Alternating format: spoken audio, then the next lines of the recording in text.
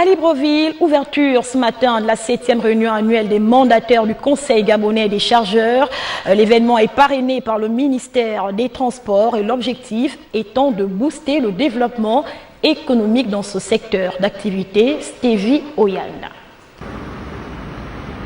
Cette réunion annuelle des mandataires avec pour thème le Conseil gabonais des chargeurs et la place du mandataire dans la mise en œuvre du plan d'orientation stratégique 2016-2021 arrive à point nommé en ce sens que le Gabon, dans le plan opérationnel Gabon des services, s'est engagé à dynamiser et à moderniser le secteur des transports afin de se replacer sur le sentier de la croissance.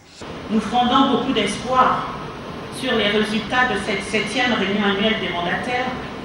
De plus, nous entendons particulièrement montrer le rôle que peut encore jouer le mandataire pour aider le Conseil gabonais des chargeurs dans le processus de l'amélioration du transport de marchandises afin de faire de ce secteur des transports au Gabon un pôle performant en Afrique.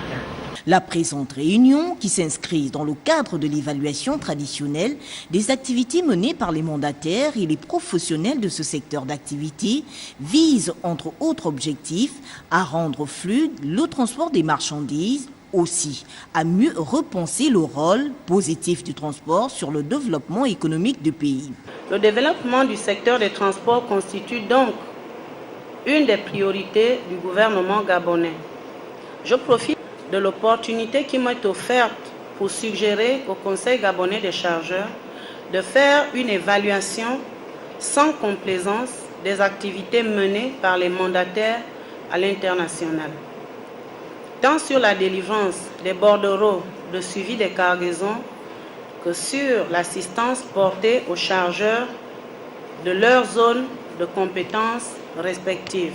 Cette cérémonie solennelle, qui a vu la présence de plusieurs membres du gouvernement, doit aboutir à la formulation des recommandations pertinentes susceptibles d'apporter les réponses idoines aux problèmes d'acheminement des marchandises dans notre pays. Elle prendra fin vendredi prochain.